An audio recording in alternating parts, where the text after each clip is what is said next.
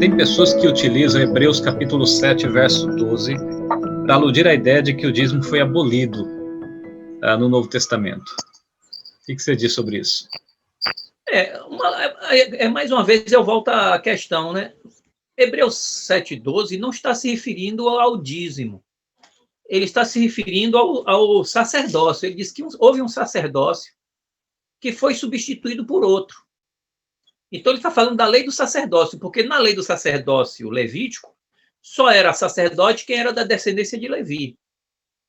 Aí ele vai dizer que agora não precisava, não é? Essa lei não tinha valor, porque o nosso Senhor, Jesus, que é o Salvador, ele não se tornou sacerdote pela lei levítica, porque ele não era levita, ele era da tribo de Judá. Essa é a explicação que ele está dando ali. Então, com a vinda da nova lei do sacerdócio, Jesus se torna sacerdote. E a lei do sacerdócio levítico dá lugar à lei do sacerdócio de Melquisedeque, do qual Jesus é sacerdote. Então, ele não está tratando aqui no capítulo 7, verso 12, do dízimo especificamente. Ele está tratando do sistema de sacerdócio. E vou ler para que todos possam ver comigo. Verso 11.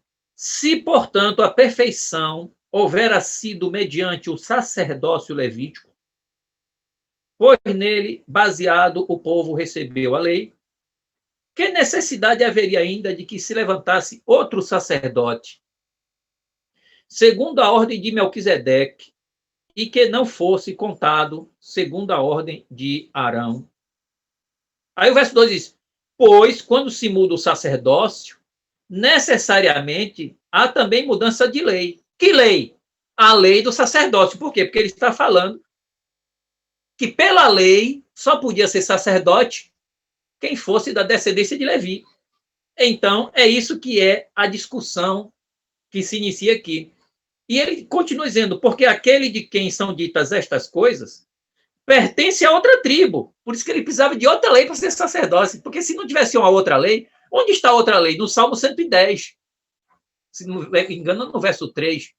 Quando o salmista, inspirado por Deus profeticamente, diz assim, tu és sacerdote eternamente, segundo a ordem de Melquisedeque. Aí isso deve ter deixado os judeus boquiabertos. Espera aí, como é que pode ter um sacerdote levantado por Deus da ordem de Melquisedeque, se todos têm que ser da ordem de Levi? Então, ele discute sobre o dízimo até o verso 8, verso 9, mais ou menos, e ele muda, e do verso 11 em diante ele já não discute mais o dízimo. A parte do dízimo é para mostrar que um sacerdote legítimo tem que ter direito a dízimo. Por isso que o dízimo é válido, porque Jesus é sacerdote legítimo e ele continua tendo direito a dízimo. Mas no verso 11 em diante ele está falando sobre a legitimidade de um sacerdote que não é levita. Jesus não é levita. Aí ele diz, no verso 13, porque aquele de quem são dessas coisas pertence a outra tribo da qual ninguém prestou serviço ao altar, pois é evidente de que nosso Senhor procedeu de Judá, a tribo a qual Moisés nunca atribuiu sacerdotes. E isto é ainda muito mais evidente quando, à semelhança de Melquisedeque, se levanta outro sacerdote. Agora vem, constituído não conforme a lei de mandamento carnal, mas segundo o poder da vida espiritual. A lei que ele está falando aqui que mudou foi a lei do sacerdócio, que era a lei carnal, que determinava a carne, descendente de Davi, que mudou para a lei espiritual, que é um decreto divino sem precisar de descendência física. É isso que está tratando. Então, o que eu estou dizendo é que... Aí ele cita aqui, olha, não conforme a lei do mandamento carnal, no verso 17 ele diz, porquanto se testifica, tu és sacerdote para sempre, segundo a ordem de Melquisedeque. É o Salmo 110, verso 4. Portanto, por um lado, se revoga a anterior ordenança, a ordenança do sacerdócio, por causa de sua fraqueza e inutilidade. Então, ele está dizendo que a lei sacerdotal, que obrigava o sacerdote a ser levita, foi substituída por uma nova lei que determina que, para ser sacerdote, tem que ser da ordem de Melquisedeque. Um era carnal, genealógico, descendência, e o outro é espiritual, um decreto divino.